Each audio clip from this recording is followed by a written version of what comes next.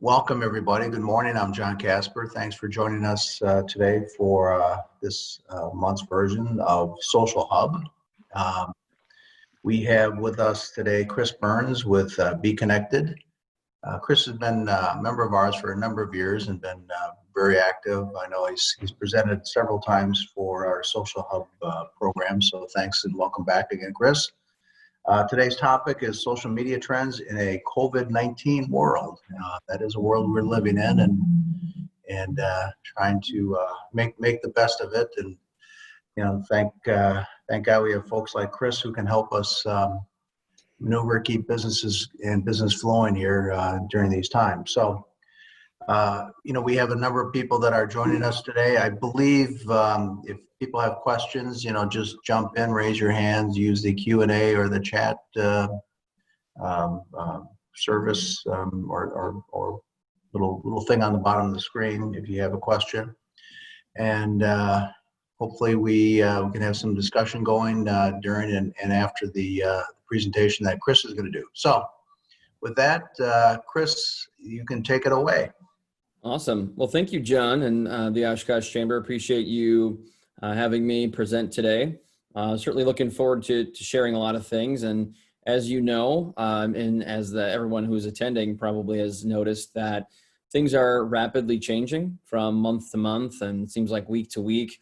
I mean, not only do we have this unusual COVID-19 world that we're living in, we also have a lot of social unrest happening in the world.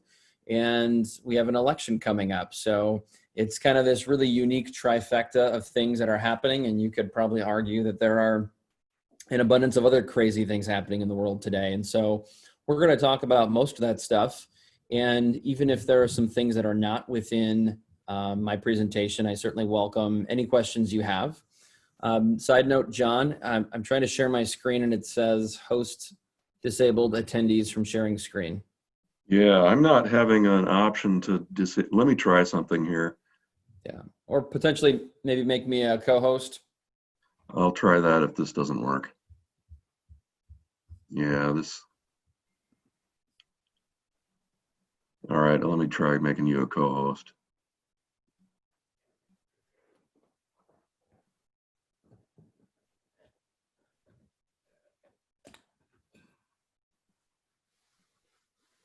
Okay, it's got you as a co-host now. See if that. Okay, yeah, looks like I am able to share my screen. Thank you. Mm-hmm. So can everybody see this?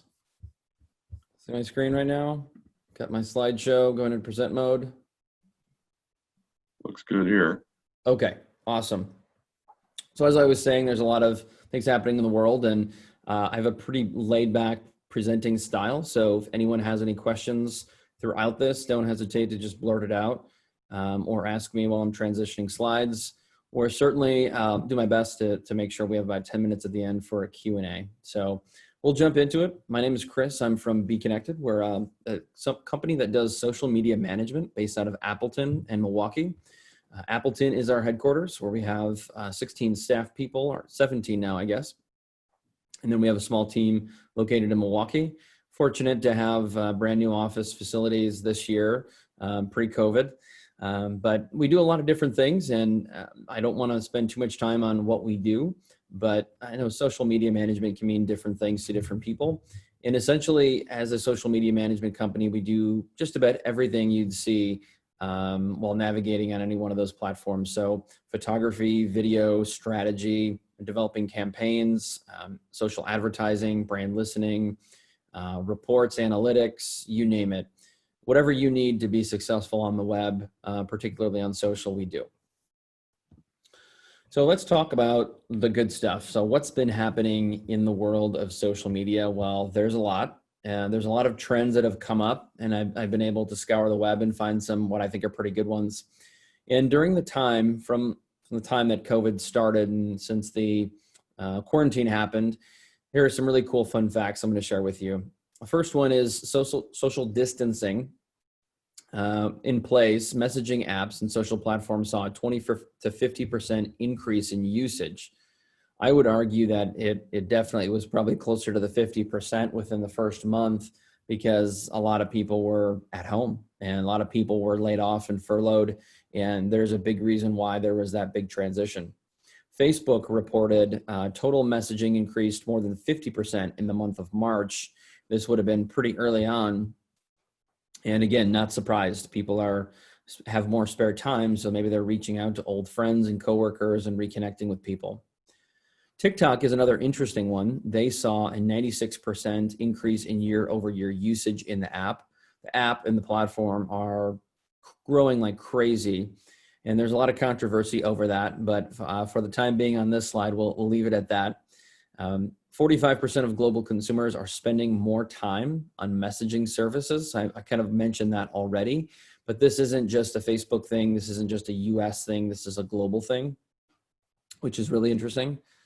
And influencer marketing is now at an all-time high. So what that means for those of you who may not be familiar is if you're someone who has a minimum of say 1,000 or maybe 1,500 followers, usually it's more than that, but on the large side, it's someone who has 1 million or several million followers.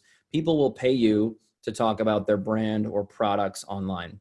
And there's never been a better time to make money because you have a big following. So what you're seeing is there are a lot of kids and young professionals on YouTube and TikTok and Instagram who are making money because they have a big audience.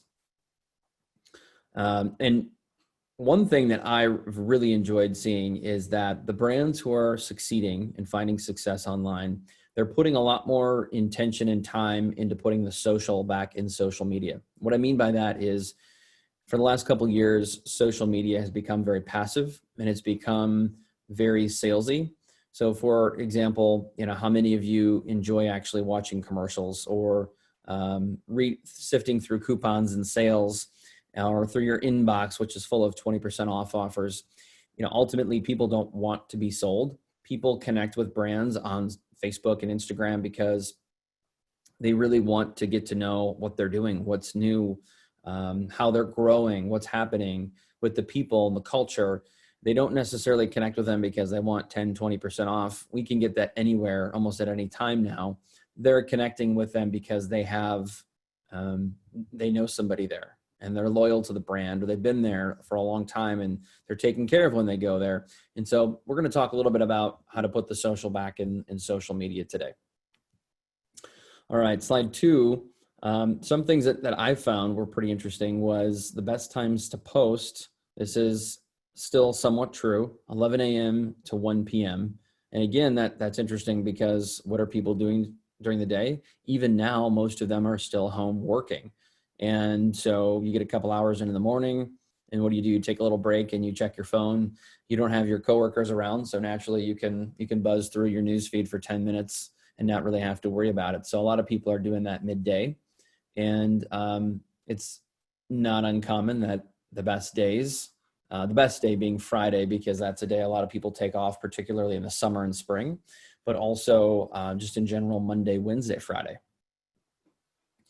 On a per post level, brands are seeing a ton more engagement. So actually 7.3% or engagements per post.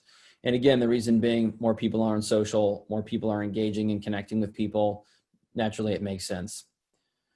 Social commerce continues to expand to most platforms. So what that means is that you're going to see social shopping. You're going to see the continuation of Facebook and Instagram give stores and small businesses, even small businesses in Appleton and Oshkosh, boutiques, a chance to sell their products through the platform. And why that's important for them is, well, if you're selling a $20 shirt on Facebook, you can bet Facebook's going to take 2% of the credit card processing, maybe 2% of the transaction. And at global scale, they can make billions of dollars off of that. So I think if you're a small business and when this comes out to everybody, it's definitely something, if it fits your business, you should get into, particularly if you're in the B2C space. May not work for food delivery and businesses like that, but I think if you're e-com specifically, you can do very well. And speaking of that, 1 in 2 people are doing more online shopping. I've seen statistics say that the average person is spending 30% more online than they did before. I've seen some statistics say it's up to 50% more. If you don't include groceries, which a lot of people are buying their groceries online, I would say it's got to be at least 30 or 40%, just based on some of the behaviors that we're seeing. And another interesting one, because again, people and businesses are investing more in digital marketing. 56% of marketers or people who work in marketing at businesses are using social data to understand their audience. And if the majority of your marketing efforts are digital, what else can you use but digital data? And unfortunately, you don't get a lot of that by running ads in magazines or television or billboards. And so when you work within the digital world, you have a lot of great resources to know what's working and what's not, and be able to measure the return on investment. And one of the last trends here, and this just happened this week, I believe it was either over the weekend or Monday, the US version of TikTok was acquired by Oracle. So they're going to be in partnership with the Japanese company. And so it will not be shut down as a lot of people had originally thought. But I think that means that TikTok is here to stay. We're seeing more and more businesses move to TikTok. The Washington Post, there are other news outlets, there are other small and young brands, and there are some big brands that have a connection to both teens and preteens and young 20-somethings. If your demographic is teenager to 30, you should definitely be on TikTok, but I'm guessing that is not the majority. There's probably very few businesses on the call today that would be interested in that. But it is something to keep an eye on. There's a lot of attention there. And for that reason, I think it will continue to be a big player in the social media world. Okay, let's transition out of that and into, it's a unique time. What should we do? What shouldn't we do? And this would have been true 3 months ago, as I think it will be 3 months from now. And so a couple of big things to understand is that there were a lot of businesses that took a break from posting. They were really uncertain of what to say, what not to say, especially when the big Black Lives Matter movement happened. There were a lot of businesses that kind of went black and said, we don't know. We just want to stop posting because, we don't want to say the wrong thing. And that's okay. But now that things are kind of moving on, the big things to keep in mind are you don't want to post without being informed. So if you're going to tackle a subject like the coronavirus or the social unrest that's happening or something political, which I would probably advise you not to tackle the political side of things, the best thing is to be informed. And also know that if you're going to do that, there's going to be some backlash likely. That's just that's one of the few unfortunate things about social media. But we certainly don't want to be pessimistic.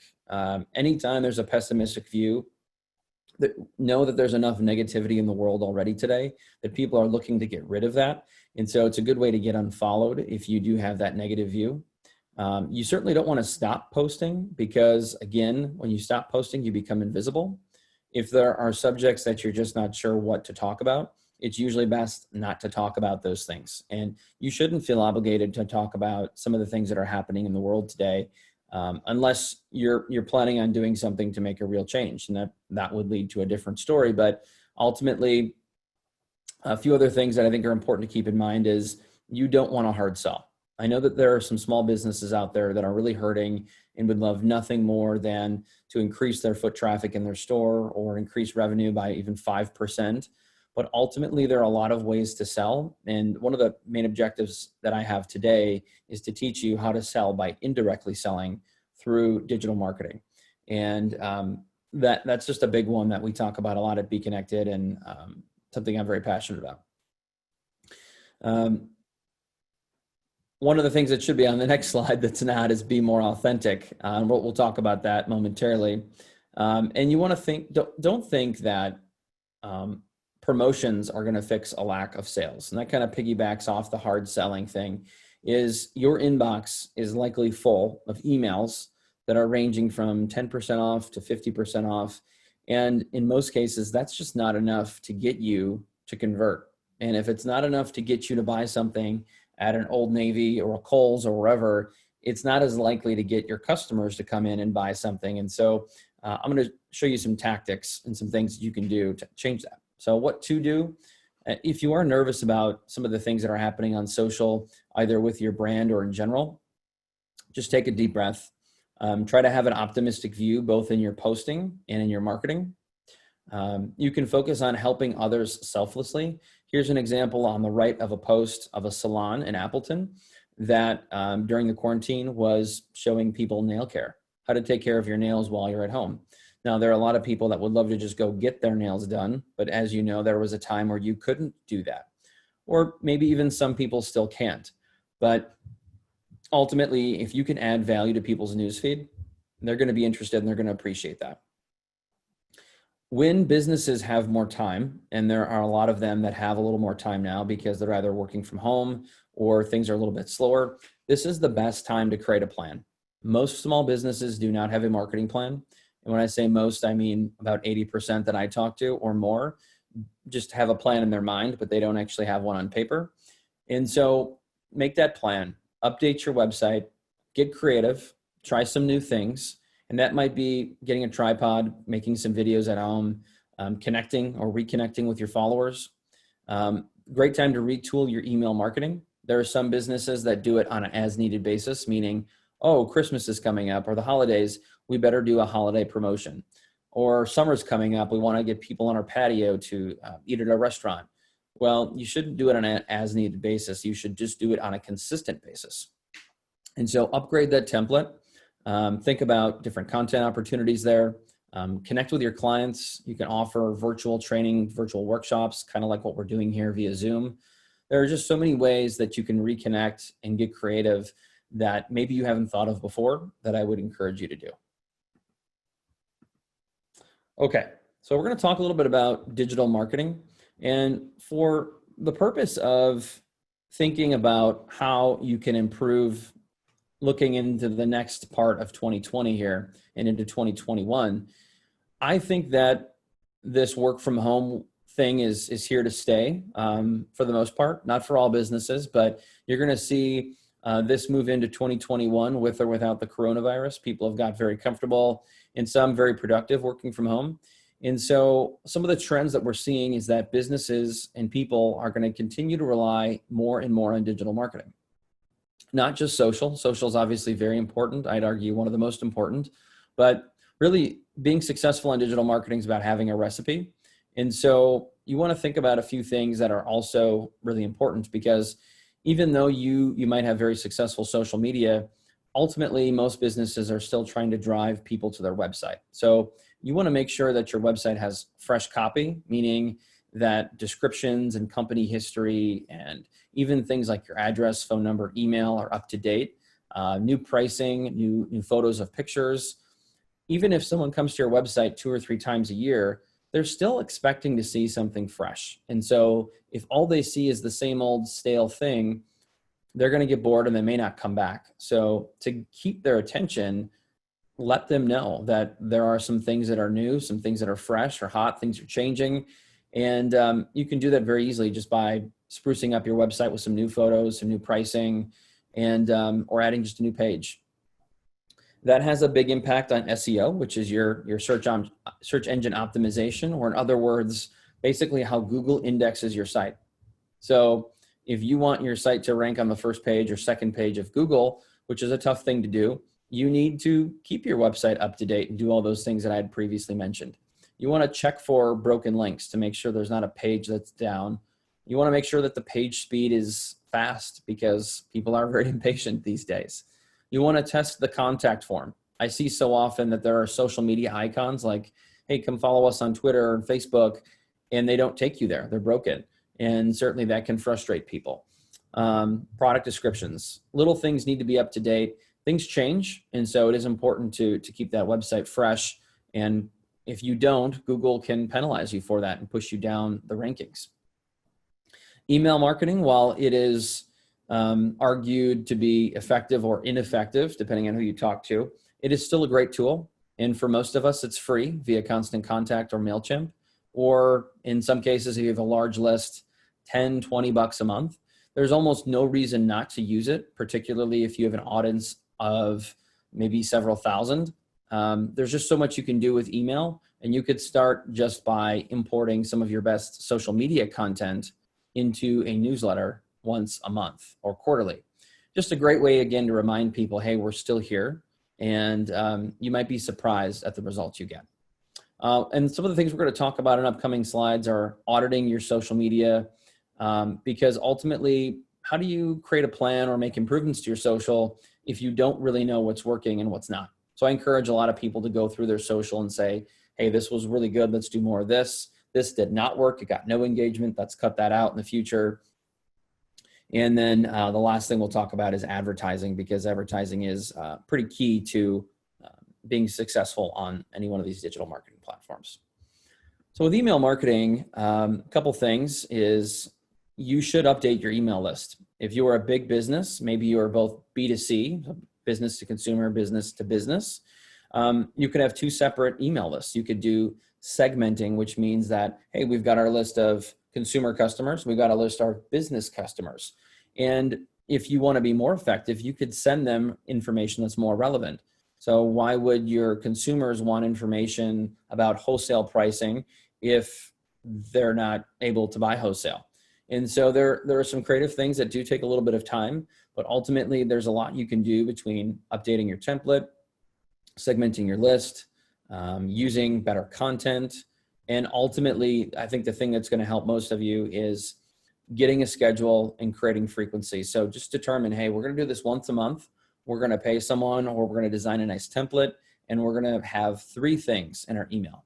And trust me, less is more. You don't have to overthink it or put too much into it. And that leads me to the next thing, which is people always ask, okay, well, yeah, I can do that once a month. That's no problem, Chris. But what do I communicate? Yeah, social media stuff can be a great addition to a monthly newsletter. However, if you want it to be valuable and you want people to continue reading it down the road or share it with their friends, you have to think about a couple things that people would find interesting. So, if we're talking about things that are happening in the world today, it's a great time to be empathetic and talk about how these challenging times have impacted you and your family, your business, and be considerate of how it's impacted others. It's also a great time to educate people. It's always a good time to add value to their inbox by giving them some information that maybe they didn't know. You can talk about new developments and new offerings.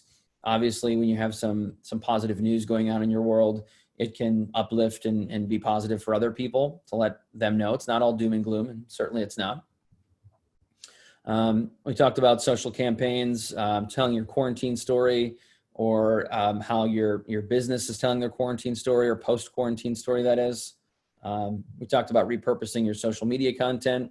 And if you are a restaurant or retail business, one thing that people really want to know is, what are you doing to keep people safe?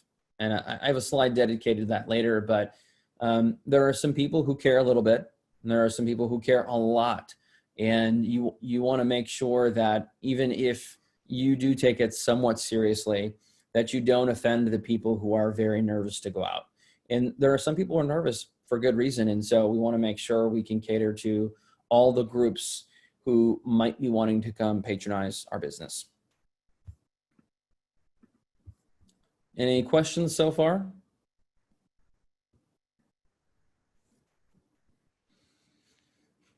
All right, I'm going to make this one quick since we already talked about search engine optimization, but ultimately it's the process of increasing the quality and quantity of website traffic. So who doesn't want the right people and more of the right people going to the website via any search engine? And there are a lot of factors that go into how Google looks at your site. If you haven't already, being a consumer-facing business, I would highly encourage all of you to get on Google My Business. It's an opportunity for Google to know more about your website and potentially show it to more people. Now, these are things that most of us probably don't have the capability of doing without a web developer or someone who manages that. So you want to make sure you test your website. You can do that. There are some free tools online. You want to make sure you have quality reviews so people are talking about your brand. It's mobile friendly. If it's not mobile friendly, I can guarantee your website will not perform very well. Quality content is key. So good photos, new photos.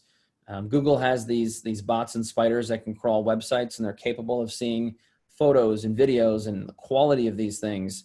And so it's very important that you keep the website up to date. Blogging can be helpful. It's not necessary for all businesses, but if you have the time and resources, I certainly encourage that. Social shares. So the number of Facebook shares you get on posts is also factored in the Google algorithm. There's a variety of things. And so I just encourage you to talk with your developer to make sure that your website is performing as good as it can. And you'll probably find that there's opportunity for all websites to have some improvement. Okay, so we talk about social media strategy, and when I do these things in person, I like to usually ask people to raise their hand what business has a social media strategy. And more times than not, what I'm finding is that it's 1 out of 10 or less. 1 out of 10 businesses actually have a social media strategy. And so if you don't have a plan, does your content come off insensitive? What's working, what's not? How do you know? And so ultimately, if you have a plan, you're likely to be a little more consistent. But really, before you can create a plan, as I talked about, it's really important to audit your social media. So go through the last 20 posts, make some notes. Look at the posts that are getting the most amount of engagement. Are they photos? Are they photos of people smiling? Are they stock photos? What's working and what's not? And I think you'll be a little surprised by that. Also, if you want to post every day or every other day, but you only have like an hour a week tops, does your bandwidth match your activity? So don't set goals that you think you can't achieve. You obviously want to look for consistency. One of the things that I look at is, were you really active for 1 month, and then the next month and the next month after that, you posted 3 times, because that typically doesn't look good when you have these peaks and valleys. You get people interested and then you disappear for a while and then they forget about you. Is your page responding to questions and comments? And that's another one that I think is really underrated. Most businesses have some type of engagement on their page. And if someone says, hey, that's really cool, doesn't mean you shouldn't respond. Some of the best businesses are the ones that jump in and say, hey, we're so glad you liked it. What did you like about it? Or, hey, they comment and like, I had that cheeseburger last week, it was really good. Well, come on back, here's a 10% off coupon. There's a lot of ways you can go about using that engagement to bring people back, or to turn them into advocates of people who want to talk about your brand on your behalf. And then comparing yourself to the competition. It's hard because we often say don't compare yourself to others. However, it doesn't hurt once in a while, once a year, twice a year, to look at competitors. So if you're a restaurant or boutique, whatever, maybe you're a manufacturer, look at other manufacturers, not just here in the area, but around the country. And use that as a barometer to say, hey, we're either doing a pretty good job or maybe we need to really step our game up. It'll also give you some ideas and creative inspiration. You might say, hey, there's something that they do. I think we could do something very similar, but a little bit different. And that'll help you understand where you stack up. So I encourage all businesses to do that. And then look at your ads budget.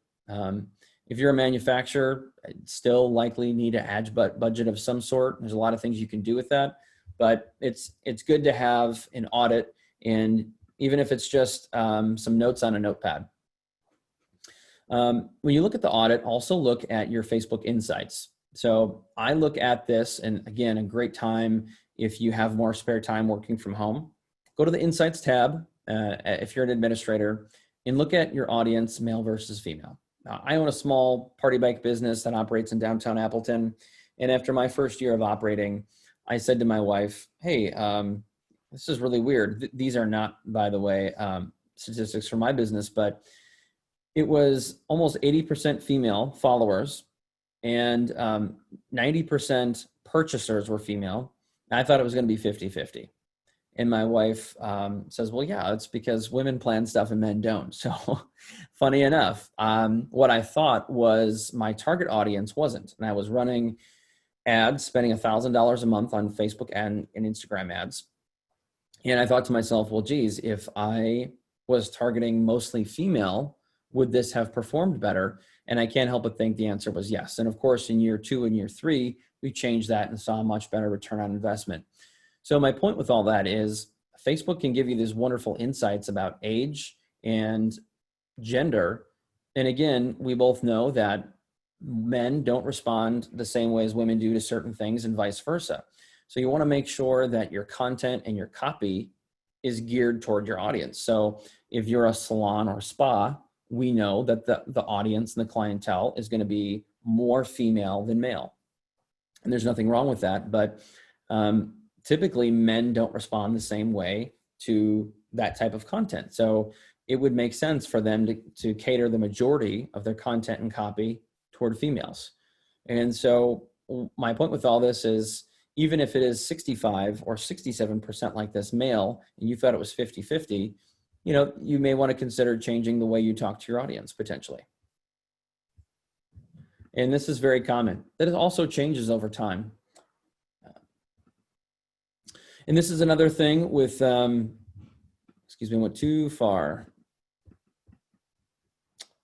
My apologies. With your statistics, you can see in your Facebook Insights different trends. You can go back to different time frames and see when you had more engagement or less engagement. And if you look at the content, you'll know why. So again, look for trends, calculate engagement, and make sure you know your past, because if you understand what's happened in the past, you can help navigate to a more successful future on social media. So I have something that, and I can share this whole slide deck with everybody, including this document. This would be basically a one-page strategy, very high level. I call it a social media roadmap. You can create a mission statement, which would be something like this. We at ABC Business plan to use social media, Facebook, Instagram, LinkedIn, to create awareness, to build foot traffic, and to generate more leads. And we're going to use more personal content, photos, videos, and maybe reviews from our clients on social media, and we're going to post 3 to 5 times a week.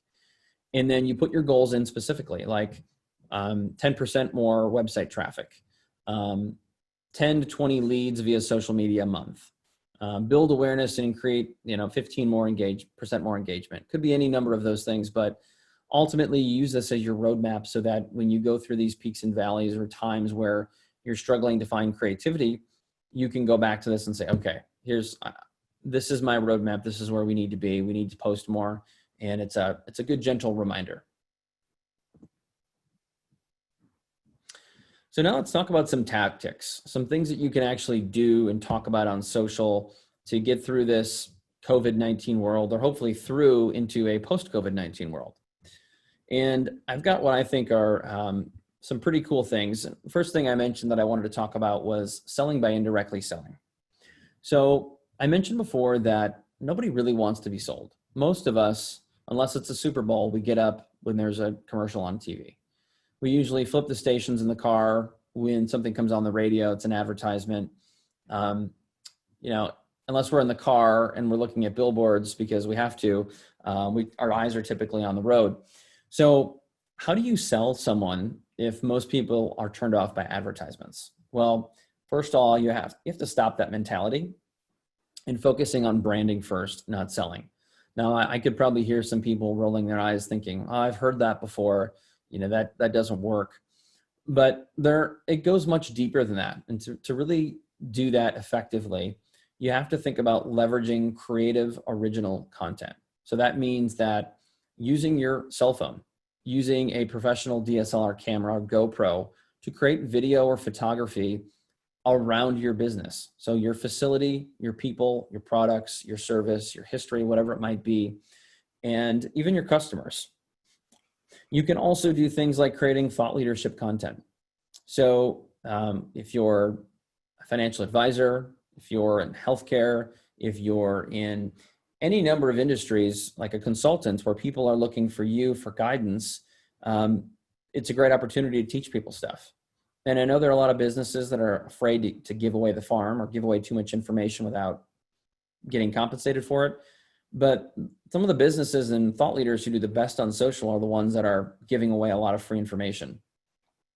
And so that's why people will subscribe. That's why they'll follow you. That's why they engage.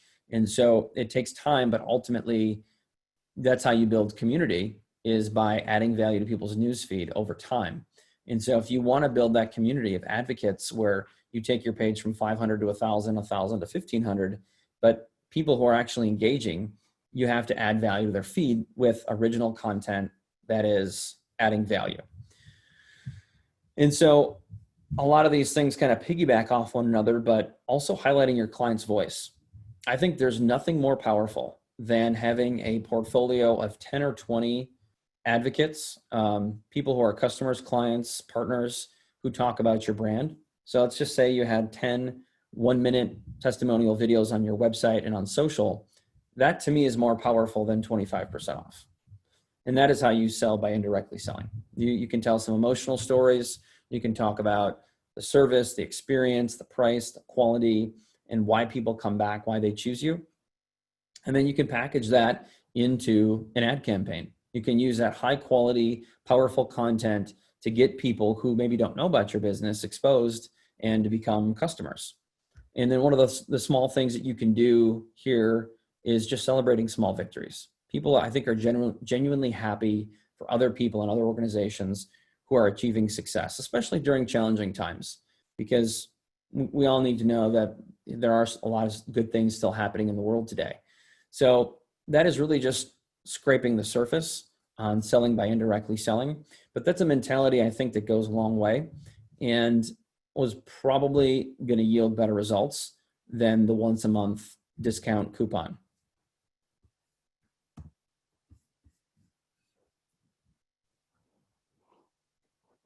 All right, now I'm going to show you some examples, real examples that businesses have been using here since the time of the quarantine in our community.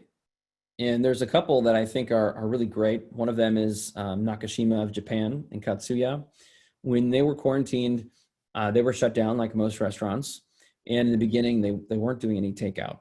So they sent a personalized message to all their followers talking about what's happening within their business, why they decided to close, when they foresee that they'll open back up. And they just wanted to communicate. And rather than going rogue and not knowing, what's happening, they decided to communicate. And I think that's one of the best things you can do, even if the answer is, we don't really know what the future is or what the future holds. That's okay. You can also do things like you have on the right here, which is Throwback Thursday. We all have old content, and there's nothing wrong with repurposing that old content in your archives and throwing back to a time we didn't know what social distancing was. And most of us kind of have to embrace that now and how we're going to get through this together. And we're looking forward to brighter times ahead. So they're showing, hey, we're going to embrace this. We're going to stand behind it, but we're also going to try to shed some positivity on the world today.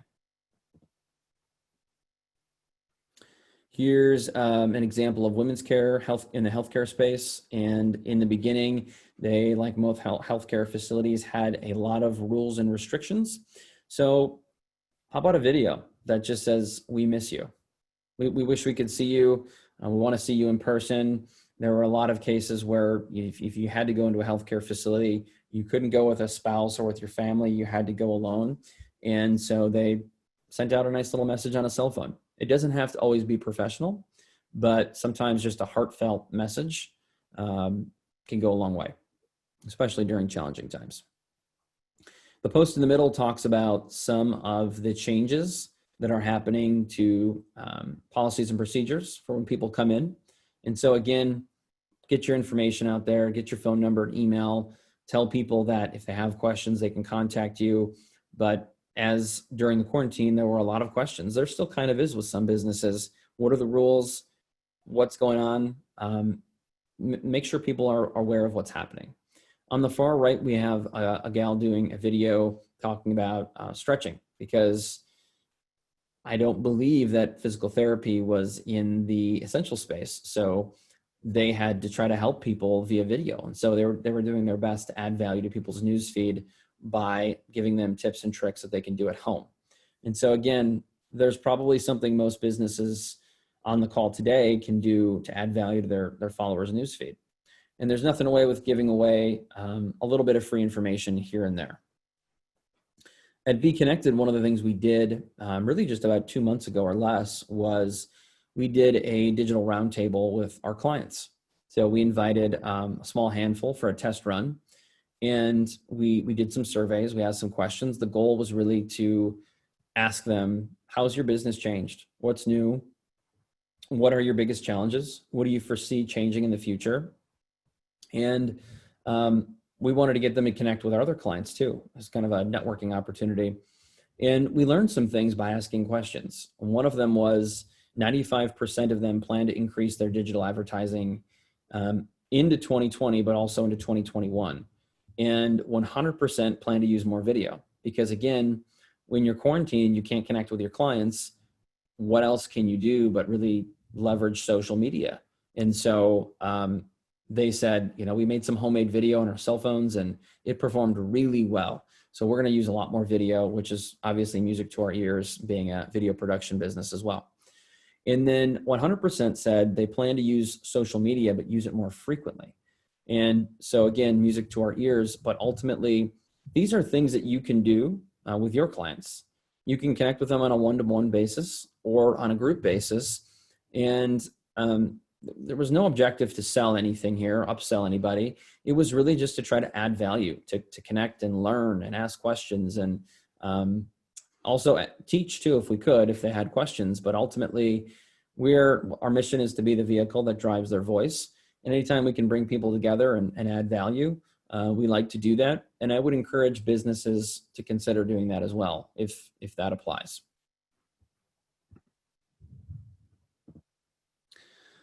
Zoom calls do make great social media content. During the quarantine, I did both a virtual book club and a virtual networking event that was weekly. And I had anywhere upwards of 35 people attend my virtual networking event. And it was kind of crazy to me, just taking a snapshot of my screen and people's faces, how many people actually liked it. In one of these, I actually had my 5-year-old daughter come up to me and stuff a teddy bear in my shirt, I think it was actually a pink unicorn. So that caught people's attention on LinkedIn and got a lot of people laughing. So I was glad people could laugh at my expense.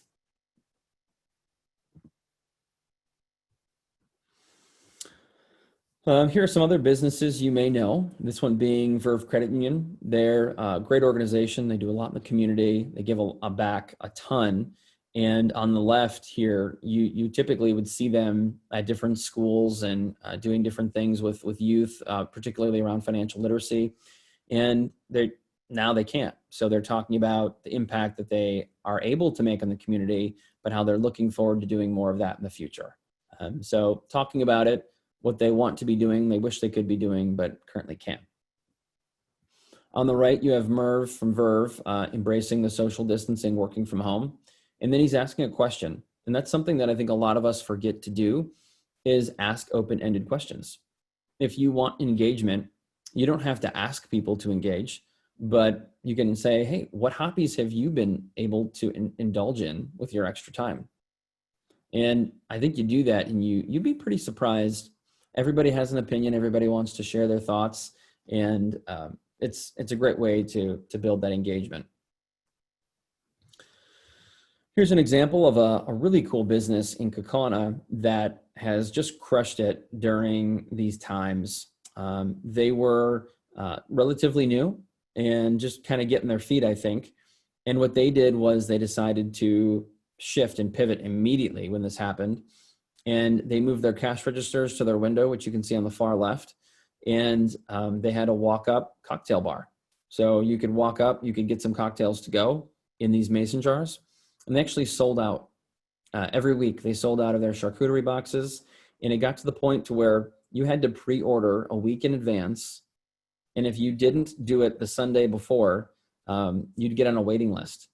And even after that, they started doing a lottery because they had too many people who wanted to get a charcuterie box. And being a small, 5-person team, they just couldn't keep up. And so they were educating people on where to park, how the curbside pickup works. And it just was a really awesome success story of a business like a restaurant, which most of them have been struggling, what you can do if you get creative. But how it worked for them was they had a lot of great social media content and they were very personal. They said that they had spent hours every night just connecting with people, messages and comments and questions. And that is how you build success. It typically doesn't happen overnight like this, but it did take them a few weeks to build to this. And it just goes to show that if you are very thoughtful and methodical about how you approach these things, people will support you. And I think a lot of people want to shop small right now. Here's another example of a small business that makes glassware in the Fox Cities. And they converted their production facility to making masks in the first couple of weeks, and they donated them back to healthcare facilities around the area, around Northeast Wisconsin. And they actually had kits they would leave outside that you could pick up and sew and drop back off. And they also made essential glassware, which they donated a lot of the proceeds back to the healthcare workers on the front line. And they had tremendous success. They reached a whole new audience with this, and they had a lot of people supporting them because they wanted to buy these essential glasses for healthcare workers. And they got a lot of notoriety and publicity both around the country. I think they were even on 2020 and through local news. And so they saw their business grow. It helps being an e-commerce business, but a great success story of being thoughtful and methodical about what you post on social and just communicating and being engaging online. Now, here's another example of a dance studio in the Fox Cities that shut down. Obviously, when you're that close and intimate, spreading the coronavirus is very easy to do. And they still have a ton of restrictions. So they said, what can we do? What do we do? And we said, well, let's get personal. Let's open the door to your family. You're a small business, you're a family team, and let's showcase your kids. Let's showcase your new puppy. Let's talk about how we miss our customers and miss our clients and what we're doing to try to keep things safe in the interim. And then let's highlight some blooper reels. Let's poke fun at ourselves a little bit. Everybody's human. Nobody's perfect. You shouldn't be perfect because if you try to portray that, people will know that you're not because no one's perfect. And so there's a lot of things you can do to get creative. And it could just be as simple as opening the door, being vulnerable, showcasing family, puppy, or the blooper reel. And they had a lot of success with engagement with these themes. If you're a nonprofit, again, the same thing. Showcase people, people's faces. Try to point back to your mission and your values. Even for-profit businesses, I think, can find a lot of success with this. I like showing people's faces, particularly teams, because it shows everybody in their home environment with their sign, smiling, they're happy, and those things are contagious and can go a long way. Big Brothers Big Sisters on the far right here had something they did called the Spirit Week. And so they all kind of dressed up a certain way. I think they had pajama day one day. And just goes to show that even though you're working from home, you can still participate in team building activities. You can still get creative and find a way to put smiles on people's faces as well.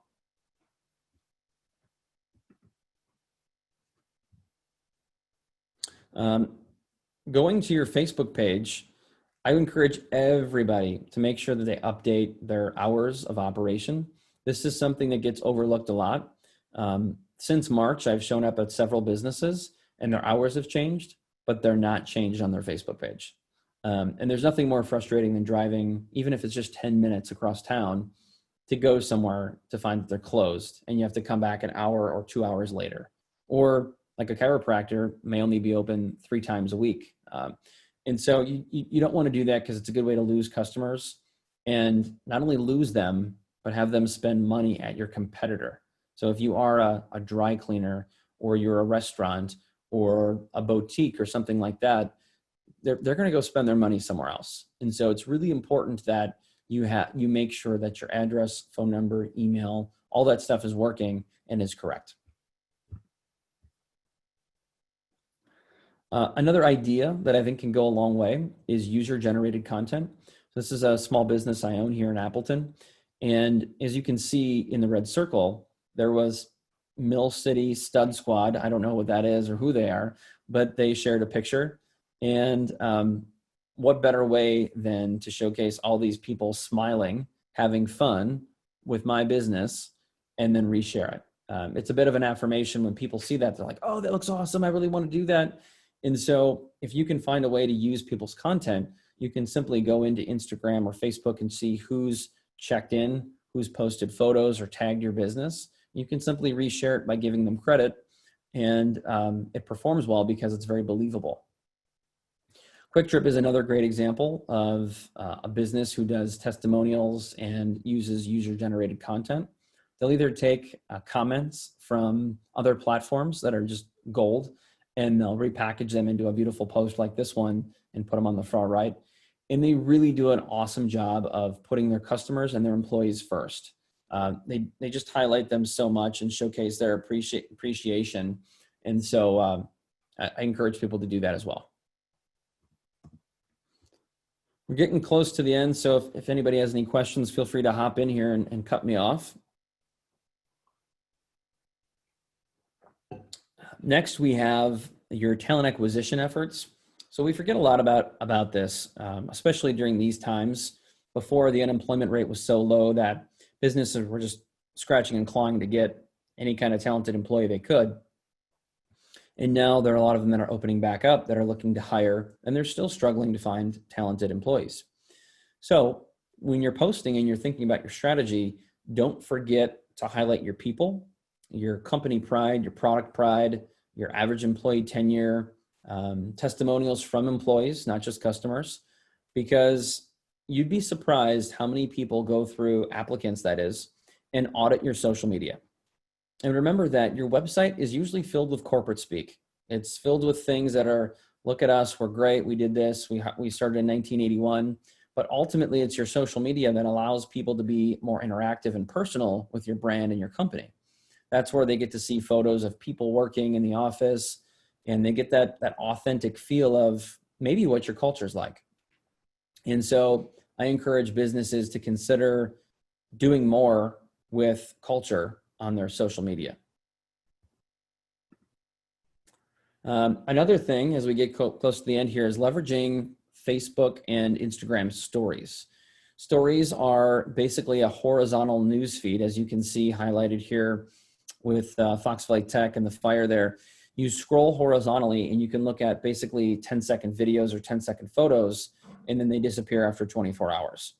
The reason I like them is that approximately 50% or less of businesses actually use stories on a regular basis, which means that the stories news feed is far less clogged with content than the actual horizontal or vertical traditional news feed that you look at. So I think that if you're looking for another opportunity to stand out, stories are a great thing to leverage. I'm learning that LinkedIn is going to be practicing something with this, and they're going to try to roll out some kind of stories feature in 2021. So it's something you'll see all over social media, but businesses are seeing a lot of engagement from brands or from consumers, sorry. And so it's worth trying if you haven't already.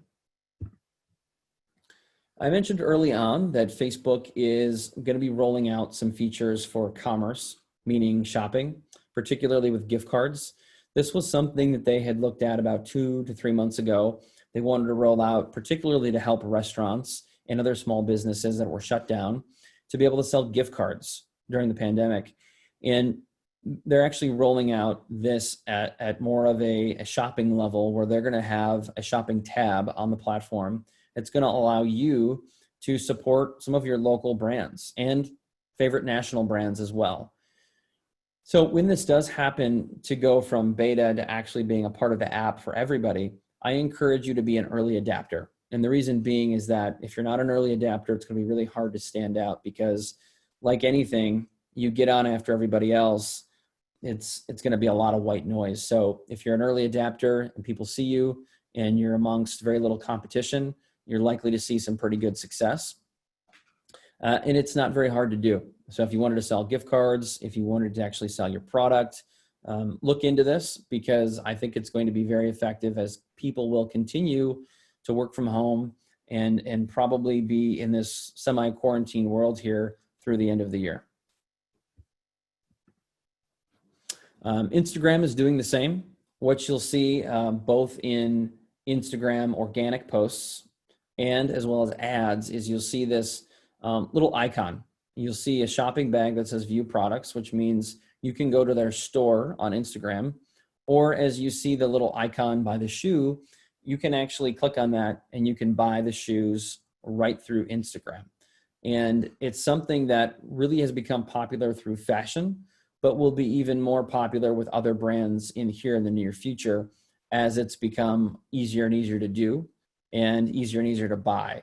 Now that more consumers are buying through these platforms, you're going to see this be a huge part of the later part of this year, but you will see more and more of your friends buying through social media platforms than ever before next year, if they aren't already. This is an interesting one that I could spend a lot of time on, but talking about protocols, I think is important. There are a lot of businesses not doing it. You don't have to do it, but particularly for restaurants and boutiques where people want to come in and they have to wear a mask, there are people who don't care. They don't really care a lot about the virus. And there are people who care a little bit and they want to be safe. And then there are people who are extremely cautious. And if you cater to the people who, don't really care about the mask thing, you're probably going to offend 50% of the population. It's no different than politics. So what Appleton Beer Factory did was they put a very thoughtful post out about what they're doing to keep people safe. And here's our carryout services, here's our revised menu, here's our approach to things, here's our new safety protocols. And they want people to know that they take it very seriously, because even if you're not dining in and you're going to get carryout, you still want to know, hey, they're preparing this very safely. There's no chance of me contracting the virus. And so that's a business I think you want to do business with as a byproduct, because if they care that much about the safety protocols, they probably care that much about the quality of the food, the ambiance of the restaurant, their beer, et cetera, et cetera. And so I feel like if I did business with them, I'd have a good experience. And they're a great business. And so I'm not surprised that some of these businesses are putting a lot of thought into it. And because of that, I think what you're going to see is a lot of engagement. 169 likes for a restaurant, a small local restaurant, I think is very good. And people appreciate that stuff. So talk about your protocols. Don't be afraid. And even though we've been in this quarantine world now for 6 months, I think, it's not too late to start talking about it, even if you are B2B or B2C. And one of my last slides here, focus on the storytelling. The one thing that you can do in social is you can post a very successful post that gets a lot of engagement that's 6 words or 4 words, but you can also do something like this where you're telling a story about somebody who's retiring, and you can celebrate them. Instead of just say, hey, let's celebrate Dave, who's 35 plus years at Beige. So what? Big deal. But if you go on to talk about where he started and when he started and maybe some of the challenges he's had and the successes he's had, people are going to take a lot more interest, and you're likely to gain a lot more engagement, because that's an interesting story. But the timeline, just like on your About Us page, ABC Company started in 1980. We built a facility in 1985, added a second facility in 1990, and we hired our 100th employee in 1999. So what? Who cares? Not interesting. If you talk about your story, and that includes being vulnerable, talking about your challenges, your experience, some of the positive things as well, how you've grown, I think that is ultimately what gets people interested and helps you tell that really interesting story. And so put an emphasis on, and I challenge you all to think about how you can create a little bit longer narrative to your post. And believe it or not, the social media algorithms typically prefer that storytelling narrative, because it tends to be, if anything, more celebratory and positive. And positivity always wins on social media. Here's one new thing that'll be popping up on Facebook. If you haven't noticed it already, 2 things is, one, Facebook Messenger rooms. So you'll be able to have a messenger room with people. So you just kind of almost like a Zoom call, you could have 6 to 8 people, either work, friends, family, whoever. And I think what you're going to find is that they're trying to gain some of the market share from these big companies who have these capabilities, like Microsoft Teams and Zoom and so on. The next thing that may be important for a few of you on the call is that you'll soon be able to sell access to events. So say in this example, paint night with Amy, or maybe it's photography night with Amy, or makeup night at Amy at the boutique. You can sell digital access or in-person access, depending on what you want to do. So $9.99, people can pay. It's an online event. You're going to host it. Here's the link. And they do it all right through Facebook. So as I mentioned, Facebook being a commerce platform, you're going to see that they'll probably take a small percentage of the sale and deposit it right in your bank account. And they can say they're interested. They can say they're going. They can purchase it and attend all through Facebook. So if this is something that you may be able to leverage, again, I would encourage you to be an early adapter, because as these platforms continue to grow, these features, Facebook being the leader, people will do it. They will participate. It's just a matter of time.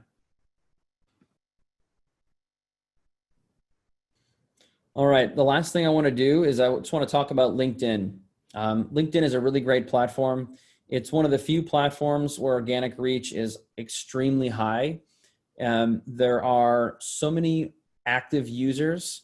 The user base is growing. It's right now the 3rd to 4th biggest social media platform, depending on who you ask.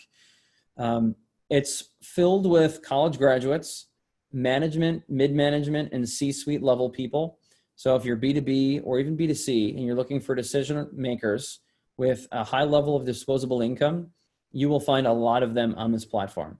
And what's really the beautiful thing is if you're targeting people, particularly with ads, or if you're just prospecting for sales, it knows where people works, it knows their geographic location, and it knows their job title. So if you're looking for people in HR or sales or marketing, whatever it might be, you can filter and you can find that very easily. And they're, unlike Facebook, there's a lot less spam and fake news and fake accounts. So you just get a lot of authenticity, and it's a great platform. And one of the reasons I like it here, and this should be my last slide, is that organic reach is nearly 100%. Meaning if you post something, almost 100% of the people you're connected with will see it. That is about maybe 20%, 25% on Facebook, about 35 to 40% on Instagram. And so if we're talking about what platforms can be powerful that maybe you're not leveraging, LinkedIn is it. I would highly encourage businesses to include this in their social media strategy. And not just on a personal side, so me as Chris, but also as your business, as Be Connected or whatever else you might be, it can really be a powerful platform. So with that, I think I went a little longer than I intended to, but I'd like to open it up to questions. And I hope that you guys really enjoyed the presentation. Thank you so much for attending and giving me your undivided attention. You're welcome to connect with me on LinkedIn. You can email me, call me. My contact information's here. And I'm also happy to share the slide deck with whoever would like it. Well, great. Thanks, Chris. Hey, Mark, I think we'll open it up, and if anybody would like to ask a question, by all means, do that. Chris, we did get one question that came in, and it referred to engagement, and specifically, how do you get engagement in user-generated content? I mean, you spoke a little bit about that, but this individual is looking for a little more specifics around that. Yeah, so a couple things is when you log into your page on Facebook or on Instagram, usually in your notifications, it will tell you if anyone has checked in or tagged your business. And you can actually look under mentions that there's an app for your phone called Facebook Pages that will allow you to log in and see only the business pages that you manage. And in the notifications tab there, you'll see so-and-so checked in, so-and-so posted a picture and tagged your business. And then what you do is you just either copy and paste it or you share it. And what I typically encourage people to do is give the person credit. Just say photo by XYZ user. But in terms of getting engagement, what you'll find is that when you share user-generated content, the people who took the picture will come back and they'll tag their friends and say, look, they posted our picture. It's so cool. But getting engagement's tough. That's a kind of a loaded question in a way. But to yield engagement, you either have to ask open-ended questions, you have to be vulnerable, Tell stories, talk about your business, your challenges, not just your successes. And just engage with people, engage in the comment section, ask questions, thank people when they do make comments on your page. And you have to be very intentional and thoughtful about it. And more engagement takes more and more time and more investment in social media. So you can't just go from 1% engagement to 20% engagement in a week. You have to continue to build your audience, to build your engagement. Great. Is there any other questions from anybody from the group today?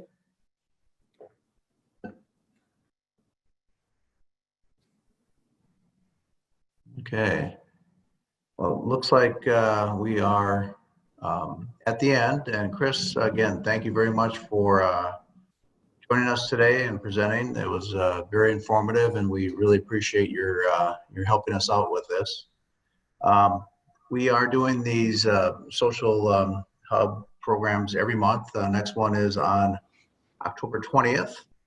We'll be discussing how to leverage video and photo to increase engagement online. So be looking for that. And again, it will be probably on a Zoom variety again. I don't think we're quite ready to do both here in terms of in-person and Zoom. So I think we'll continue doing the Zoom broadcast here. So with that, Chris, thank you very much. And